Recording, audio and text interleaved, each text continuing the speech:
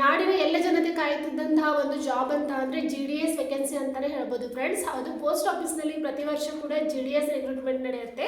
ಅದೇ ರೀತಿಯಾಗಿ ಈ ವರ್ಷ ಕೂಡ 28,740 ಪೋಸ್ಟ್ಗೆ ಇಲ್ಲಿ ಇವಾಗ ವೇಕೆನ್ಸಿ ರಿಕ್ರೂಟ್ಮೆಂಟ್ ಆಗಿದೆ.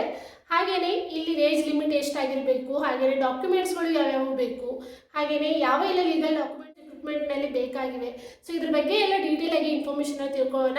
ಸೊ ಅದಕ್ಕೂ ಮೊದಲು ಯಾರೆಲ್ಲ ಚಾನಲ್ಗೆ ಹೊಸಬರಿದ್ದೀರೋ ಈ ರೀತಿಯಾದಂತಹ ಜಾಬ್ ನ್ಯೂ ಅಪ್ಡೇಟ್ಸ್ ಇನ್ಫಾರ್ಮೇಷನನ್ನು ಕನ್ನಡದಲ್ಲಿ ತಿಳ್ಕೊಳ್ಬೇಕಂತ ಅಂದರೆ ಪ್ಲೀಸ್ ಚಾನೆಲ್ನ ಸಬ್ಸ್ಕ್ರೈಬ್ ಮಾಡಿಕೊಂಡು ಪಕ್ಕದಲ್ಲಿರುವಂಥ ಬೆಲ್ ಐಕಾನನ್ನು ಕ್ಲಿಕ್ ಮಾಡದೇ ಇರೋದಕ್ಕೆ ಮರಿಬೇಡಿ. ಯಾಕಂದರೆ ನಾವು ಮಾಡುವಂಥ ಪ್ರತಿ ವಿಡಿಯೋ ನೋಟಿಫಿಕೇಶನ್ ನಿಮಗೆ ಬಂದು ತಲುಪುತ್ತೆ. ಹಾಗಿದ್ರೆ ಬನ್ನಿ ಫ್ರೆಂಡ್ಸ್. ನಮಸ್ಕಾರ ಫ್ರೆಂಡ್ಸ್, ನಾನು ಪೂಜಾ. ಸೊ ಈ ವಿಡಿಯೋದಲ್ಲಿ GDS ರಿಕ್ರೂಟ್ಮೆಂಟ್ ಬಗ್ಗೆ ಫುಲ್ ಡೀಟೇಲ್ ಇನ್ಫಾರ್ಮೇಷನನ್ನು ನಾನು ನಿಮಗೆ ಕನ್ನಡದಲ್ಲಿನೇ ಹೇಳ್ತಾ ಇದ್ದೀನಿ. ಎಲಿಜಿಬಿಲಿಟಿ ಏನಾಗಿರಬೇಕು, ಹಾಗೆಯೇ ಡಾಕ್ಯುಮೆಂಟ್ಗಳು ಯಾವೆಲ್ಲ ಬೇಕಾದರೆ ಏನೇನೆಲ್ಲ ಬೇಕು, ಹಾಗೆಯೇ GDS ಅಂದರೆ ಏನು, ಇದ್ರ ಬಗ್ಗೆ ಎಲ್ಲ ನಾವು ಡೀಟೇಲ್ ಆಗಿ ಕನ್ನಡದಲ್ಲಿ ವಿಡಿಯೋದಲ್ಲಿನೇ ತಿಳ್ಕೊಳ್ಬೋದು.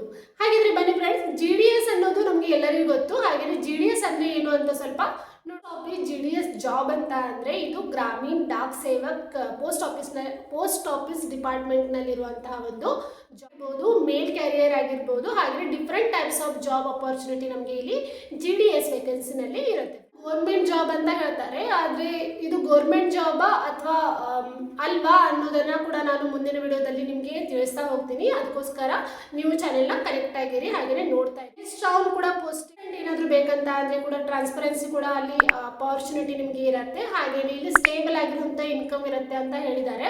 ಆದರೆ ಇನ್ಕಮ್ ಬಗ್ಗೆ ಹಾಗೆಯೇ ಜಾಬ್ ಯಾವ ರೀತಿಯಾಗಿದೆ, ಸೊ ಇದ್ರ ಬಗ್ಗೆ ಎಲ್ಲ ನಾವು ಮುಂದಿನ ವಿಡಿಯೋಗಳಲ್ಲಿ ತಿಳ್ಕೊಳ್ಳೋಣ. ಅದಕ್ಕೂ ಮೊದಲು ಇವಾಗ ಈ ಜಾಬ್ಗೆ ನಾವು ಅಪ್ಲೈ ಮಾಡಬೇಕು ಅಂತ ಅಂದರೆ ಎಲಿಜಿಬಿಲಿಟಿ ಏನಾಗಿರಬೇಕು, ಹಾಗೆ ಡಾಕ್ಯುಮೆಂಟ್ಸ್ ಎಲ್ಲ ಯಾವೆಲ್ಲ ಬೇಕು, ಸೊ ಇದ್ರ ಬಗ್ಗೆ ಸ್ವಲ್ಪ. ಎಲಿಜಿಬಿಲಿಟಿ ಬಂದ್ಬಿಟ್ಟು ನೀವು 10th ಪಾಸ್ ಆಗಿ ನಮ್ಮ ಎಷ್ಟು ಮೆರಿಟ್ ಆಗಿದೆ ಅದ್ರ ಬೇಸಿಸ್ ಮೇಲೇ GDS ವೇಕೆನ್ಸಿ ಕೂಡ ನಡೆಯುತ್ತೆ. ಸೊ ಇದೇ ರೀತಿಯಾಗಿ ಎಲಿಜಿಬಿಲಿಟಿ ಕೂಡ ಇಲ್ಲಿ ಕ್ವಾಲಿಫಿಕೇಶನ್ ಬಂದ್ಬಿಟ್ಟು ಮಿನಿಮಮ್ 10th ಪಾಸ್ ಆಗಿರಬೇಕು. ಅದು ಕೂಡ ರೆಕಗ್ನೈಸ್ ಬೋರ್ಡ್ದಿಂದಾನೇ ನೀವು ಪಾಸ್ ಆಗಿರಬೇಕು. ಮಿನಿಮಮ್ 10th ಪಾಸ್ ಆಗಿ ನೀವು ರೆಕಗ್ನೈಸ್ ಬೋರ್ಡ್ದಿಂದಾನೇ ಪಾಸ್ ಆಗಿ. ಏಜ್ ಲಿಮಿಟ್ ಬಂದ್ಬಿಟ್ಟು 18 ಇಯರ್ಸ್ ಟು 40 ಇಯರ್ಸ್ ತನಕ ಕೊಟ್ಟಿದ್ದಾರೆ. ಹೌದು ಫ್ರೆಂಡ್ಸ್, ಸೊ ನೋಡಿ 18 ಇಯರ್ಸ್ದಿಂದ 40 ಇಯರ್ಸ್ ಒಳಗಡೆ ಯಾರೆಲ್ಲ ಇದ್ದೀರಾ, ಸೊ GDSಗೆ ನೀವೆಲ್ಲ ಅಪ್ಲೈ ಮಾಡ್ಬೋದು. ಸೊ ಇದಕ್ಕೆ ಒಂದು ಬೆಸ್ಟ್ ನಮಗೆ ಅಪರ್ಚುನಿಟಿ. ಯಾಕಂತ ಅಂದರೆ ಇದಕ್ಕೆ ನಮಗೆ ಎಕ್ಸಾಮ್ ಇರೋದಿಲ್ಲ, ಸೊ ರಿಟರ್ನ್ ಎಕ್ಸಾಮ್ ಯಾವುದೂ ಇರೋದಿಲ್ಲ. ನಮ್ಮ ಮೆರಿಟ್ ಆಧಾರದ ಮೇಲೇ ನಮಗೆ ಇಲ್ಲಿ ಸೆಲೆಕ್ಷನ್ ಪ್ರೊಸೆಸ್ಗಳು ನಡೀತಾ ಇರುತ್ತೆ. SC ಮತ್ತು OBC ಅವರಿಗೆ ಸ್ವಲ್ಪ ಏಜ್ ರಿಲ್ಯಾಕ್ಸೇಷನ್ ಇದೆ, ಅಂದ್ರೆ ಸ್ವಲ್ಪ ಹೆಚ್ಚು ಕಮ್ಮಿ ಕೂಡ ಆಗ್ಬೋದು. ಸೊ ಅವರೆಲ್ಲ ಕೂಡ ಇಲ್ಲಿ ಅಪ್ಲೈ ಮಾಡ್ಬೋದು. ಅಂದ್ಬಿಟ್ಟು ನಿಮ್ಮ ಲೋಕಲ್ ಲ್ಯಾಂಗ್ವೇಜ್ ಯಾವ್ದಿರುತ್ತೆ ಅದ್ರ ಬಗ್ಗೆ ನಿಮಗೆ ನಾಲೆಜ್ ಇರಬೇಕು. ಹೌದು ಫ್ರೆಂಡ್ಸ್, ಇವಾಗ ಅವರು ಎಲ್ಲಿ ನಿಮಗೆ ಪೋಸ್ಟಿಂಗ್ ಕೊಡ್ತಾರಂತ ಗೊತ್ತಿರೋದಿಲ್ಲ. ಹಾಗಾಗಿ ನೀವು ಯಾವ ಒಂದು ಪ್ರದೇಶದಲ್ಲಿ ಇದ್ದೀರಾ ಅಲ್ಲಿಂದನೇ ನೀವು ಅಪ್ಲೈ ಮಾಡ್ತಾ ಇದ್ರೆ ಆ ಒಂದು ಪ್ರದೇಶದ ಒಂದು ಲ್ಯಾಂಗ್ವೇಜ್ ಬಗ್ಗೆ ಆ ಒಂದು ನಾಲೆಜನ್ನು ನೀವು, ಎಕ್ಸಾಂಪಲ್ ನೀವು ಕನ್ನಡದವರಾಗಿದ್ದರೆ ಕನ್ನಡ ನಿಮಗೆ ಗೊತ್ತಿರಬೇಕು, ಮರಾಠಿಯವರಾಗಿದ್ದರೆ ಮರಾಠಿ ನಿಮಗೆ ಗೊತ್ತಿರಬೇಕು, ಹಾಗೆ ಹಿಂದಿದವರಾಗಿದ್ದರೆ ನಿಮಗೆ ಹಿಂದಿ ಕೂಡ ಗೊತ್ತಿರಬೇಕು. ಅದ್ರ ಜೊತೆ ಸ್ವಲ್ಪ ನಿಮಗೆ ಇಂಗ್ಲೀಷ್ ಮತ್ತು ಹಿಂದಿ ಗೊತ್ತಿದ್ರು ಕೂಡ ನಡೆಯುತ್ತೆ. ಆದರೆ ಮ್ಯಾಂಡೇಟ್ರಿ ಆಗಿ ನೀವು ಎಲ್ಲಿದ್ದೀರಾ ಅದೇ ಲ್ಯಾಂಗ್ವೇಜ್ ನಿಮಗೆ ಮ್ಯಾಂಡೇಟ್ರಿ ಆಗಿದೆ. ಪ್ರೊಸೆಸ್ ಬಂದ್ಬಿಟ್ಟು ಎಕ್ಸಾಮ್ ಇಲ್ಲ, ಹೌದು ನಾನು ಹೇಳಿದ ಹಾಗೆ ನೋ ರಿಟರ್ನ್ ಎಕ್ಸಾಮ್.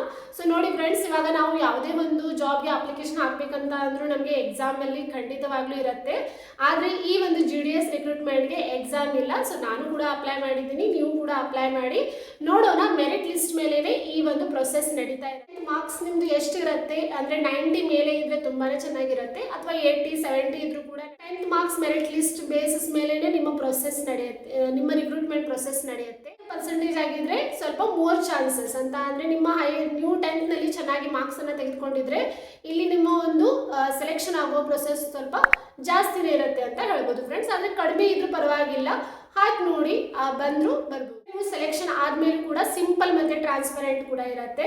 ಅಂದರೆ ನೀವು ಎಲ್ಲಾದರೂ ಇವಾಗ ನಾವು ಈ ಪ್ರದೇಶದಲ್ಲಿ ನಾನು ಜಾಬ್ ಮಾಡೋದಿಲ್ಲ, ನಾನು ಮುಂದೆ ಎಲ್ಲಾದರೂ ಮಾಡ್ತೀನಿ, ಸೊ ನನಗೆ ಟ್ರಾನ್ಸ್ಪರೆಂಟನ್ನು ಕೊಡಿ ಅಂತ ಅಂದರೆ ಅವರು ಕೂಡ ಟ್ರಾನ್ಸ್ಪರೆಂಟ್ ಅವಕಾಶ ಕೂಡ ನೀಡಿದ್ದಾರೆ. ಸೊ ಆದ್ದರಿಂದ ಈ ಜಾಬ್ಗೆ ಎಲ್ಲ ಡೀಟೇಲ್ ಎಲ್ಲ ತಿಳ್ಕೊಂಡು ಅಪ್ಲೈನ ಮಾಡಿ. ಮೇನ್ ಆಗಿ ರಿಕ್ವೈರ್ಡ್ ಡಾಕ್ಯುಮೆಂಟ್ ಏನೇನೆಲ್ಲ ಬೇಕು ಅಂತ ನೋಡ್ಕೊಂಡ್ಬಿಡೋಣ. ಸೊ ನಿಮ್ಮ ಹತ್ರ ಒಂದು ನೋಟ್ ಮಾಡ್ಕೊಂಡ್ಬಿಡಿ. ಹಾಗೆಯೇ ಆಧಾರ್ ಕಾರ್ಡ್ ಇದ್ದರೆ ತುಂಬಾ ಚೆನ್ನಾಗಿರುತ್ತೆ. ಅದು ಆಧಾರ್ ಕಾರ್ಡ್ ನಿಮ್ಮ ಹೆಸರಿನಲ್ಲಿನೇ ಇರಲಿ, ಮತ್ತು ಕರೆಕ್ಟ್ ಆಗಿರುವಂಥ ಇನ್ಫಾರ್ಮೇಷನ್ ಇರುವಂಥ ಆಧಾರ್ ಕಾರ್ಡನ್ನು ಕೊಡಿ. ನೀವು ಅಪ್ಲಿಕೇಶನ್ ಹಾಕುವ ಸಮಯದಲ್ಲಿ. ಹಾಗೆಯೇ ನಿಮ್ಮ ಹತ್ರ ಕಾಸ್ಟ್ ಸರ್ಟಿಫಿಕೇಟ್ ಇರಬೇಕು, ಇನ್ಕಮ್ ಸರ್ಟಿಫಿಕೇಟ್ ಇರಬೇಕು, ಹಾಗೆಯೇ ಪಾಸ್ಪೋರ್ಟ್ ಫೋಟೋನ ಕೇಳಿದ್ದಾರೆ, ಹಾಗೆಯೇ ಸಿಗ್ನೇಚರನ್ನು ಸ್ಕ್ಯಾನ್ ಮಾಡಲಿಕ್ಕೂ ಕೂಡ ಸರ್ಟಿಫಿಕೇಟ್ ಇರಬೇಕು. ಮೊಬೈಲ್ ನಂಬರ್ ಕರೆಕ್ಟ್ ಆಗಿರೋದನ್ನೇ ಕೊಡಿ, ಹಾಗೆಯೇ ಇಮೇಲ್ ಐ ಡಿಯನ್ನು ಕೂಡ ಕರೆಕ್ಟ್ ಆಗಿರೋದನ್ನೇ ಕೊಡಿ ಫ್ರೆಂಡ್ಸ್. ಯಾಕಂದರೆ ಒಂದು ವೇಳೆ ನಿಮ್ಮ ಸೆಲೆಕ್ಷನ್ ಆದರೆ ನೀವು ಯಾವ ಒಂದು ಇಮೇಲ್ ಐ ಡಿ ಹಾಗೆ ಯಾವ ಒಂದು ಫೋನ್ ನಂಬರ್ ಕೊಟ್ಟಿರ್ತೀರಾ, ಸೊ ಅದೇ ನಂಬರ್ಗೆ ಮೆಸೇಜ್ ನಿಮಗೆ ಬರುತ್ತೆ. ಹಾಗಾಗಿ ಕರೆಕ್ಟ್ ಆಗಿರುವಂಥ ಇಮೇಲ್ ಐ ಡಿ ಮತ್ತು ಫೋನ್ ನಂಬರನ್ನು ಕೊಡದೇ ಇರೋದಕ್ಕೆ.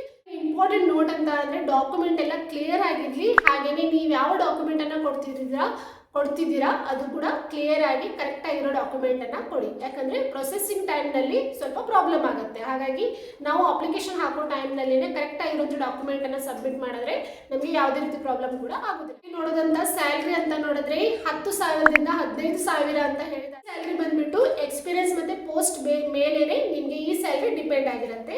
ಹಾಗಾಗಿ ಎಲ್ಲರೂ ಕೂಡ ಅಪ್ಲೈ ಮಾಡಿ ಅಂತಾನೆ ನಾನು ಹೇಳ್ತಾ ಇದ್ದೀನಿ. ಸ್ಯಾಲ್ರಿ ಪ್ರೊಸೆಸ್ ಹೇಗಿರುತ್ತೆ, ಸ್ಯಾಲ್ರಿ ಮಂತ್ಲಿ ಕೊಡ್ತಾರಾ ಅಥವಾ ಅವರ್ಲಿ ಇರುತ್ತಾ, ಸೊ ಇದ್ರೆಲ್ಲ ಡೀಟೇಲ್ ಇನ್ಫಾರ್ಮೇಶನ್ ಅನ್ನು ಕೂಡ ನಾನು ಮುಂದಿನ ವಿಡಿಯೋದಲ್ಲಿ ಹೇಳ್ತೀನಿ. ಡೀಟೇಲ್ ಇನ್ಫಾರ್ಮೇಶನ್ ಸ್ಯಾಲ್ರಿ ಯಾವ ರೀತಿ ಇದೆ, ಹಾಗೇನೆ ಈ ಜಾಬ್ ಗೌರ್ಮೆಂಟಾ ಅಥವಾ ಗೌರ್ಮೆಂಟ್ ಅಲ್ವಾ, ಸೊ ಇದ್ರ ಬಗ್ಗೆ ಎಲ್ಲ ಡೀಟೇಲ್ ಇನ್ಫಾರ್ಮೇಶನ್ ಅನ್ನ ಮುಂದಿನ ವಿಡಿಯೋದಲ್ಲಿ ಹೇಳ್ತೀನಿ.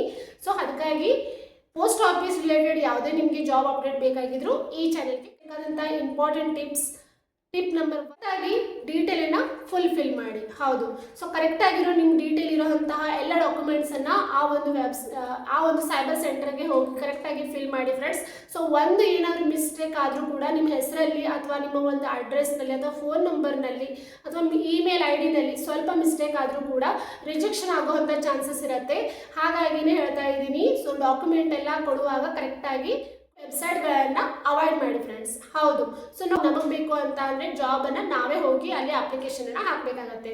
ಹಾಗಾಗಿ ಯಾರ್ಯಾರ್ದು ಕೈಯಲ್ಲಿ ಕೊಟ್ಟು ನಿಮ್ಮ ಡಾಕ್ಯುಮೆಂಟ್ಗಳನ್ನು ಜಾಬ್ ಅಪ್ಲಿಕೇಶನ್ಗೆ ಹಾಕು ಅಂತ ಹೇಳಬೇಡಿ. ಸೊ ನೀವೇ ಖುದ್ದಾಗಿ ಹೋಗಿ ಎಲ್ಲ ಡೀಟೇಲ್ಗಳನ್ನು ಚೆಕ್ ಮಾಡಿ, ಹಾಗೆಯೇ ಜಿ ಡಿ ಎಸ್ ಬಗ್ಗೆ ಇರುವಂತಹ ಎಲ್ಲ ನೋಟಿಫಿಕೇಶನ್ಗಳನ್ನು ಚೆಕ್ ಮಾಡಿ ನೀವೇ ಜಾಬ್ಗೆ ಅಪ್ಲೈ ಮಾಡಿ ಫ್ರೆಂಡ್ಸ್. ಇದರಿಂದ ಏನಾಗುತ್ತೆ, ಒಂದು ವೇಳೆ ನಿಮ್ಮ ಸೆಲೆಕ್ಷನ್ ಆದರೂ ಕೂಡ ನಿಮಗೆ ಯಾವುದೇ ರೀತಿ ಪ್ರಾಬ್ಲಮ್ ಕೂಡ ಬರೋದಿಲ್ಲ. ಹಾಗೆಯೇ ಒಂದೊಂದು ಡಿವಿಷನ್ಗೆ ಮೆರಿಟ್ ಲಿಸ್ಟ್ ಅನ್ನ ಬಿಡ್ತಾ ಇರ್ತಾರೆ ರೆಗ್ಯುಲರ್ಲಿ ಆಗಿ. ಸೊ ನಾನು ಕೂಡ ನನ್ನ ಚಾನೆಲ್ನಲ್ಲಿ ಅಪ್ಡೇಟ್ ಅನ್ನ ನಿಮಗೆ ಕೊಡ್ತಾ ಇರ್ತೀನಿ. ಆದರೂ ಕೂಡ ನೀವು ರೆಗ್ಯುಲರ್ ಆಗಿ ಚೆಕ್ ಮಾಡ್ತಾ ಇರಿ ಯಾವ ಡಿವಿಷನ್ನಲ್ಲಿ ಯಾವ ಒಂದು ಮೆರಿಟ್ ಅನ್ನ ಬಿಟ್ಟಿದ್ದಾರೆ ಅಂತ ಹೇಳಿ. ಇದರಿಂದ ನಿಮಗೆ ಗೊತ್ತಾಗುತ್ತೆ ನಿಮ್ಮ ಸೆಲೆಕ್ಷನ್ ಆಗಿದೆಯೋ ಇಲ್ವೋ.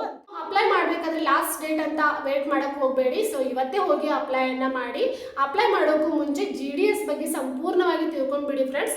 ಸೊ ಸಂಪೂರ್ಣವಾಗಿ ತಿಳ್ಕೊಂಡು ನೀವು ಅಪ್ಲೈ ಮಾಡೋದ್ರಿಂದ ಏನಾಗುತ್ತೆ, ಒಂದು ವೇಳೆ ನಿಮ್ಮ ಸೆಲೆಕ್ಷನ್ ಆದರೂ ಕೂಡ ನೀವು ಅಲ್ಲಿ ಚೆನ್ನಾಗಿ ಜಾಬನ್ನು ನಿರ್ವಹಿಸ್ಬೋದು. ಅದಕ್ಕಾಗಿಯೇ ಹೇಳ್ತಾ ಇದ್ದೀನಿ, ಎಲ್ಲ ಡಾಕ್ಯುಮೆಂಟ್ ವೆರಿಫಿಕೇಷನ್ ಹಾಗೆಯೇ ಎಲ್ಲ ನೋಟಿಫಿಕೇಶನ್ನ ಓದ್ಕೊಂಡು ಈ GDS ರಿಕ್ರೂಟ್ಮೆಂಟ್ಗೆ ನೀವು ಅಪ್ಲೈಯನ್ನು ಮಾಡ್ಬೋದು. ಸೊ 28,740 ಪೋಸ್ಟ್ಗಳನ್ನು ಬಿಟ್ಟಿದ್ದಾರೆ. ಸೊ ಅದರಲ್ಲಿ ನಿಮ್ಮದು ಕೂಡ ಒಂದು ಆಗಬೇಕು ಅಂತ ನಾನು ಆಶಿಸ್ತೀನಿ.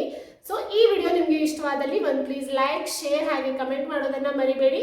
ಹಾಗೆಯೇ ಇದೇ ರೀತಿಯಾಗಿ ನೀವು ಜಾಬ್ ಅಪ್ಡೇಟ್ಗಳನ್ನು ತಿಳ್ಕೊಳ್ಬೇಕು ಅಂತ ಅಂದರೆ ಈ ಚಾನೆಲ್ನ ಸಬ್ಸ್ಕ್ರೈಬ್ ಮಾಡ್ಕೊಂಡಿರಿ. ಅಲ್ಲಿವರೆಗೂ ಬಾಯ್.